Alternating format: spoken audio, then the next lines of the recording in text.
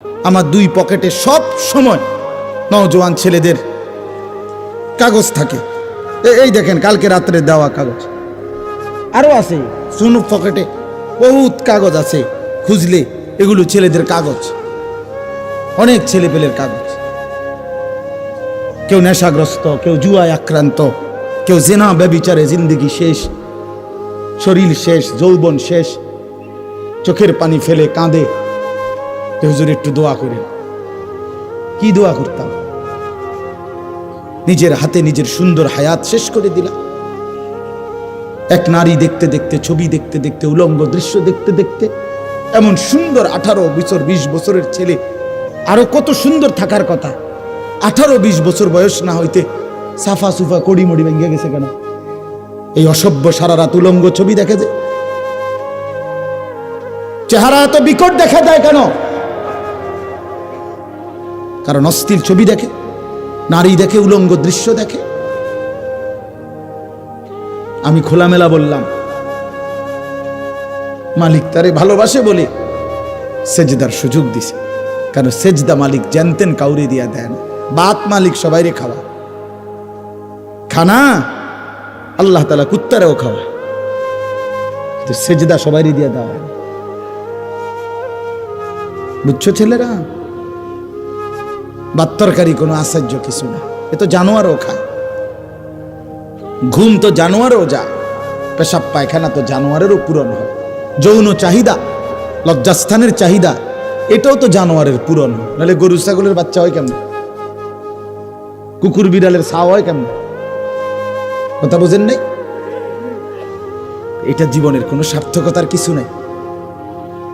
জীবনের বিশেষত্ব আল্লাহকে সেজদা করা। যে কপাল মালিকের জন্য নুয়েছে, সে যেন আল্লাহ তাআলার আরশে আজিমে পৌঁছে গেছে। আমার শায়েখ বলে, আল্লামা মুফতি মুশতাকুন নবী সাহেব, বান্দা যখন সেজদা দেয় তো আল্লাহ তাআলা এরকম পিঠে হাত বুলায় দেয়, হাত বুলায়।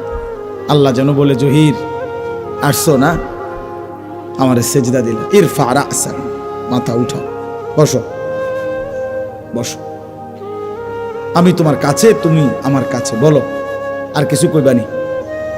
বান্দা বলে, আত্তাহিয়াতু লিল্লাহি ওয়াস সালাওয়াতু ওয়াত তাইয়্যিবাত, আল্লাহ বলে আমার প্রশংসা করলা, খুশি হইলাম। আর কিছু? আল্লাহুম্মা সাল্লি আলা মুহাম্মদ ওয়া আলা আলি মুহাম্মদ, আল্লাহ বলে আমার বন্ধুর দুরূদ পড়লা, এতো আমি খুশি হলাম। আর কিছু? এবার বান্দা বলে, আল্লাহুম্মা ইন্নী যালামতু নাফসি যুলমান কাসীরা, এই মাওলা আমি বড় নাফরমান পাপী, আমি জানি আপনি ছাড়া আমার মাফ করার আর কেউ নাই, এজন্য সেজদা দিয়ে আপনার একদম কাছে আসলাম, এবার আমি আমার গুনার মাফ চাই। আল্লাহ বলে, বান্দা এত কাছে আই না, ফিরাই দেই কেমনে?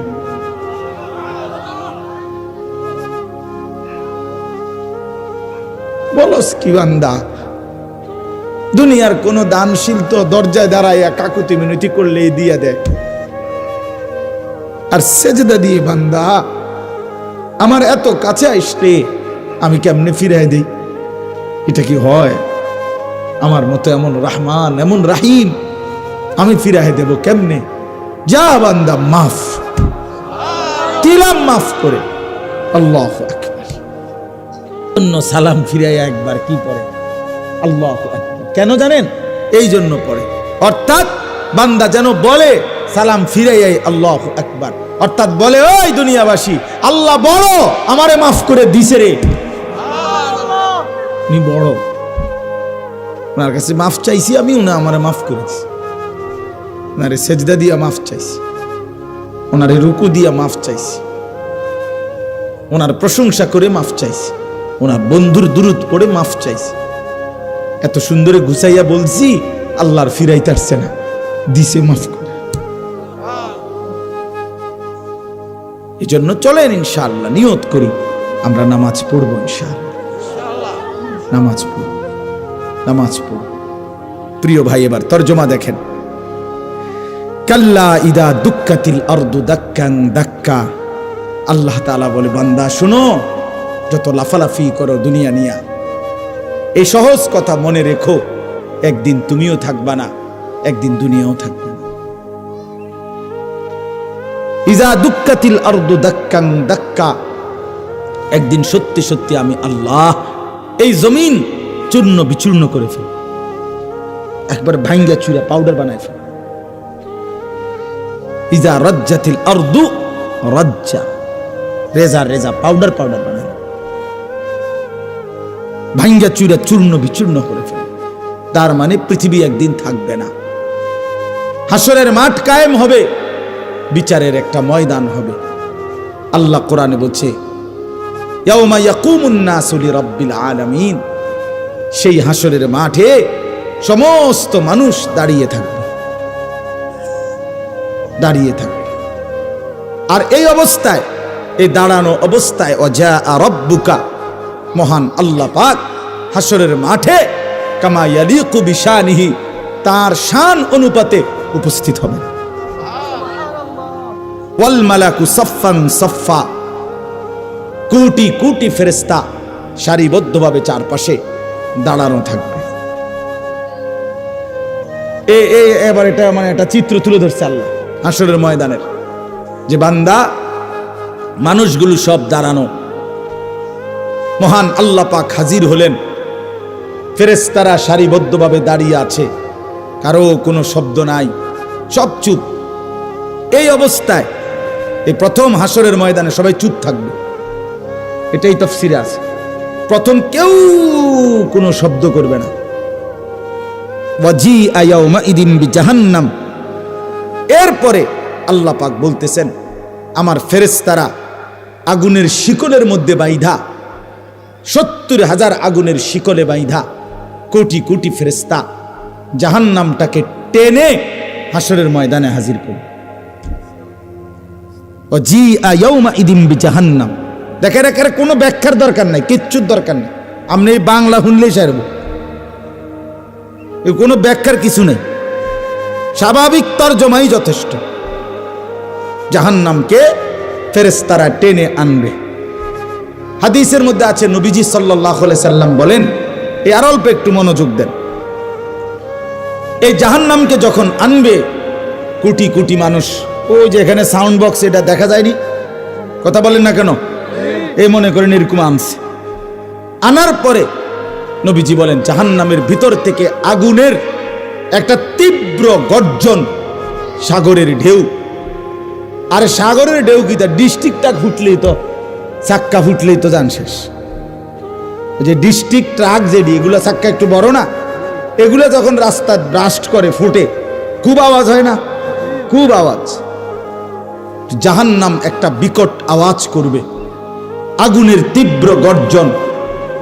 আল্লাহর নবী সাল্লাল্লাহু আলাইহি সাল্লাম বলেন পুরা হাসরবাসী যারা এতক্ষণ চুপ ছিল, এই জাহান্নামের চিৎকার শুনে পুরা হাসরের ময়দান একসাথে চিৎকার দিয়া উঠবে, এই প্রথম জবান দিয়া কথা বলবে ইয়া রব্বি নফসি নফসি, এই প্রথম, আয় মাওলা আমারে বাঁচা, এই জাহান্নাম থেকে বাঁচা, হায় মাওলা এটা কি দেখলাম, এটা কি। এজন্য আমি অনেক সময় বলি, বাবা আপনাদের অনেক মানুষ আছে পণ্ডিত, ও হুজুররা যত কয় অত না, বাটফার যত কয় অত না, হ্যাঁ হুজুররা যত কয় অত না, কইতে লাগলে কদ্দুর বাড়াইও কয়ও, যত কয় অত না। আমিও বলি কথা এটাই ঠিক, হুজুররা যত কয় অত না, বাস্তবিকে এটাই ঠিক। অর্থ হইল হুজুররা জান্নাতের বর্ণনা জাহান্নামের বর্ণনা, আল্লাহর কসম যা বলে জান্নাত এবং জাহান্নাম তার চাইতে কোটি কোটি কোটি গুণ বেশি, বেশি। জান্নাতের নিয়ামত কোটি গুণ বেশি, জাহান্নামের আযাবও কোটি গুণ বেশি। না জান্নাত পুরা বুঝাইবার ক্ষমতা আমাদের আছে, না জাহান্নাম পুরা বুঝাইবার ক্ষমতা আমাদের আছে, নাই। তো এই জন্য বললাম। এরপরে আল্লাহ বলেন ইয়াউমাইদিন ইয়াতাযাক্কারুল ইনসান, প্রত্যেকটা পাপী নাফরমান তৎক্ষণাৎ জাহান্নামের দিকে তাকাইয়া তার পিছনের জিন্দেগির সব কথা মনে পড়বে, মনে পড়বে। এই গুনার জীবন, চুরি ডাকাতি জিনা ব্যভিচার, মদ, জুয়া, সুদ, ঘুষ, নাচ, গান, বেহায়াপনা, বেপরদিগি, হারাম, এগুলো মনে পড়ে। প্রিয় ভাই, তোমারও মনে পড়বে, আমারও মনে পড়বে, সবার মনে পড়বে। আল্লাহ বলেন ওয়া আন্না লাহু যিকরা, কিন্তু বলো না বান্দা, সেদিন মনে পড়ে কি লাভ? মনে তো পড়বে, বুঝলাম, তো লাভ কি হবে? বুঝে তো আসবে, তো লাভ কি হবে? লাতারাবুন্নাল জাহিম, দুই চোখে জাহান্নাম দেখবা বান্দা, সব মনে পড়বে, বুঝে আসবে, ফায়দা কি হবে? বলো ভাই, কোনো লাভ হবে? কোনো লাভ হবে? ইয়াকুলু ইয়া লাইতানি কদ্দামতু লিহায়াতি। একটা সুন্দর কথা শুনেন, কোরআন শরীফে আল্লাহ বলছে হায়াত, জীবন মূলত আখিরাত। ওয়া ইন্নাদ দারাল আখিরাতা লাহিয়াল হায়াওয়ান। যেন আল্লাহ বলছে আখিরাতই হচ্ছে মূলত জীবন, হায়াত। এখন এটা মূলত হায়াতে না, কারণ এটা যেহেতু প্রতি সেকেন্ডেই গর্দানের কাছে মৃত্যু আমারে তাড়া করে, তো আমার হায়াত কি আছে? কথা বোঝেন না? আমি তো জানি না কমপক্ষে 10 সেকেন্ডের কোনো নিরাপত্তা নাই, 10 ঘন্টার কোনো কি নাই, নিরাপত্তা নাই, নিশ্চয়তা নাই, তো এটা কি এর হায়াত? এটা কি এর হায়াত যেটা প্রতি সেকেন্ডে আমারে কি করে ফেলতে পারে? মৃত্যু আইসা থামাই দিতে পারে। এটা কোন একটা হায়াত হইল? এই জন্য কোরআনে আল্লাহ বলছে হায়াত, জীবন আখিরাত, সেখানে আর কোনো মৃত্যু নেই। 1 সেকেন্ডের জন্য মৃত্যুর কোনো পেরেশানি নেই। তো এই জন্য এখানে দেখেন, এই আয়াতে কথার প্রমাণ আছে। এই নাফরমান পাপী, আল্লাহ নিজে বলতেছে ইয়াকুলু, প্রতিটা পাপী নাফরমান এই জাহান্নামের দিকে তাকাইয়া মনে করে পিছনের জিন্দিগির গুনার কথা মনে পড়বে আর আফসুস করে বলবে ইয়া লাইতানি, হায় আমার মন্দ কপাল, কদ্দামতু লিহায়াতি। এই দেখছেন, হায়াতি, এই আমার হায়াত, আমার এই হায়াতের জন্য, আমার এই আখিরাতের জীবনের জন্য আমি যদি দুনিয়া থেকে কিছু পাঠাইতাম। আহা, আমার তো টাকা ছিল, যদি আমি দান করতাম। আমার তো হায়াত ছিল, যদি আমি সেজদা দিতাম। আজান দিছে 1টা বাজে জোহরের, আসরের আজান দিছে 3:45 বাজে, 3.25 ঘন্টা তো জোহরের টাইম ছিল। আহা, আমি যদি পড়তাম। ফজরের আজান দিছে 5:20, ফজরের সূর্য উদয় হইছে 6:30-40। এই লম্বা সময় 1 ঘন্টার চাইতে বেশি আমার তো সময় ছিল। 4 রাকাত নামাজ পড়তে তো এতটা সময় লাগে না। আহা, আমি যদি পড়তাম। এইভাবে প্রত্যেকটা গুনার কথা মনে করে করে বলবে হায় লি হায়াতি, আমি আমার এই হায়াতের জন্য যদি আমল করতাম। ফায়াউমা ইদিল্লা ইউআযিবু আযাবাহু আহাদ। এই সাংঘাতিক কথা আল্লাহ বলেন, বান্দা শুনো, আজ আর আফসুস করে লাভ নাই। হে নাফরমান, আজকে হাসরের ময়দানে আমি আল্লাহর চাইতে ভয়ানক আযাব তুমি নাফরমানকে আর কেউ দিবে না। আমার আযাব দেখবা আজকে, আমি মালিকের শাস্তি কত ভয়ানক, এমন শাস্তি জীবনে তোমার আর কেউ দেয় না। কসম আল্লাহর, এটার অর্থ এটা। বেঈমান, তোরে এমন মারা আর কেউ মারে নাই, আমি মালিক যে পরিমাণ শাস্তি দেব। ওয়ালা ইউসিকু ওয়াসাকাহু আহাদ। এরপরে আল্লাহ বলেন, হে নাফরমান, আজকে হাসরের ময়দানে আমার ফেরেশতারা তোরে যেভাবে বাঁধবে, এমন বাঁধা তোরে আর কেউ কোনোদিন বাঁধে নাই। খুজুহু ফাগুল্লু। আল্লাহ ফেরেশতাদেরকে বলবে, ওরে ধরো নাফরমানকে এবং বাঁধো। ফাগুল্লুহু অর্থ তাকে কি করো? বেঁধে ফেলো, কইসা বাঁধো, টাইট করে বাঁধো। ফেরেশতারা বাঁধবে, আল্লাহ বলবে সুম্মাল জাহিমা সাল্লু, লাথি মেরা জাহান্নামে ছুঁড়ে মার। মার লাথি এখান থেকে, 1 লাথির লগে যেন জাহান্নামে গিয়া পড়ে, টাম করে লাথি দিবি। আহ প্রিয় ভাই, এবার সিদ্ধান্ত নেন, আখিরাত নিশ্চিত, কবর নিশ্চিত, বুঝলেও নিশ্চিত, না বুঝলেও নিশ্চিত।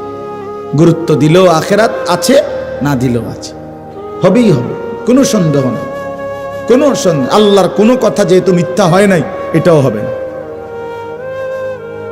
এবার শেষ কথা হলো, ইয়া আইয়াতুহান নাফসুল মুতমাইন্নাহ, এটা বুঝাইবার জন্য আমি এমনি বলি শেষ কথাটা।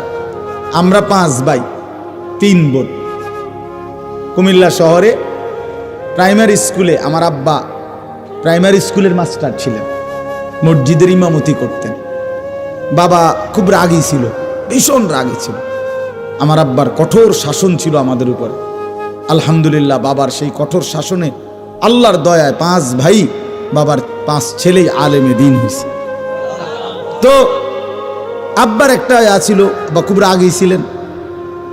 তো প্রাইমারি জীবনে আমরা কাছাকাছি ভাই বোন, বড় কোনো ভাইকে আমগো কাউরে যদি আব্বা কোনো অপরাধের জন্য ফিডা দিবার লাগিয়া লাঠি লইত, আমার সুডু মিয়া যে আতিক, তার অভ্যাস ছিল, তে ছোট ছিল, তে আব্বা লাঠি লইলে আমগো কারোরে মারত বললে কান্দা দিত, হেইতে আগে কান্দা লাইত ও হইত, অথচ তারে কিচ্ছু কয় নাই। তা আব্বা সব সময় করতো কি, ও হেরে ডাক দিত, না না না না আব্বা তুই কান্দিস না, তুই আব্বার কাছে আয়, তুই আব্বার কাছে আয়, তোরে তো কিছু কই নাই, তারে না ধরছি।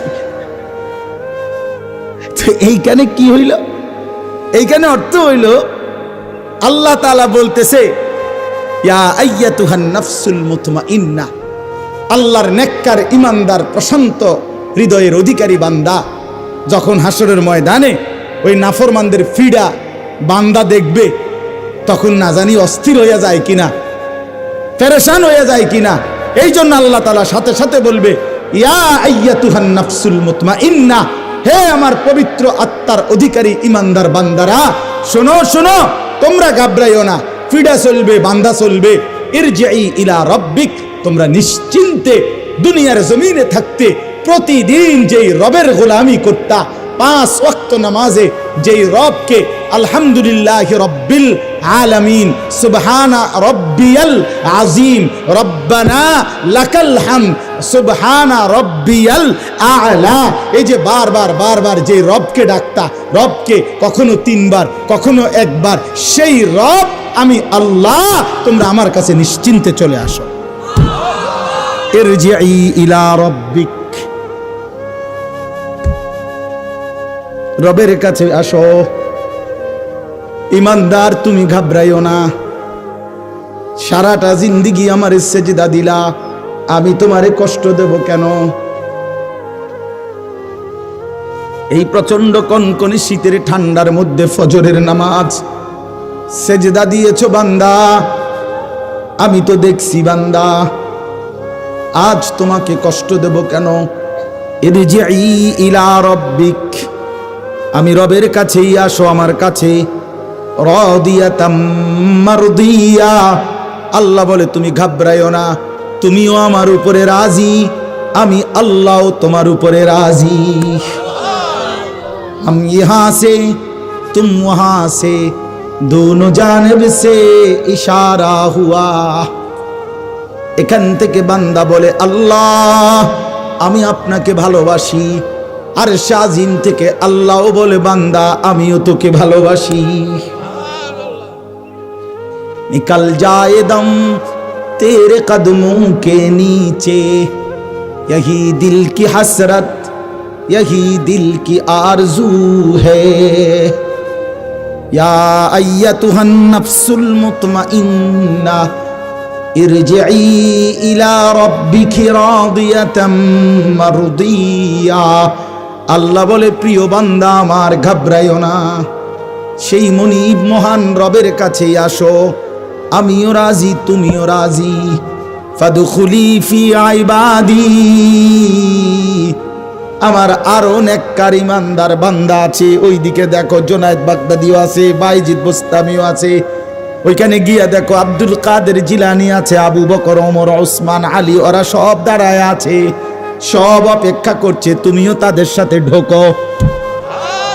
ওয়াদখুলি জান্নাতি, কিছুক্ষণের মধ্যে আমার জান্নাতের ফেরেশতারা আসবে, সসম্মানে আমার জান্নাতে তাদের সাথী হয়ে ঢোকো। ওয়াদখুলি জান্নাতি, মাওলা বলবে আমার জান্নাতে ঢোকো। তাফসীরের কুরতুবিতে লিখছে কোন ইমানদার যখন আল্লাহ বলবে আমার জান্নাতে ঢোকো, ওয়াদখুলি জান্নাতি, তাফসীরের মধ্যে লিখছে ইমানদার চিৎকার দিয়ে বলবে মাওলা আমার 60 বছরের মেহনত অর্জন হয়ে গেছে, আমি পাইছি মালিক, আপনি যে বলছেন আপনার জান্নাতে ঢুকতাম এতেই আমি সব পেয়ে গেলাম। ওয়াদখুলি জান্নাতি। চলো বন্ধু ভালো হয়, আল্লাহকে নারাজ না করে, আল্লাহকে নারাজ করে সুখ হয় না। আল্লাহ আমাদেরকে মাফ করে দেন। তাইলে আমরা কি শুনলাম? ফজরের নামাজ পড়বো ইনশাআল্লাহ।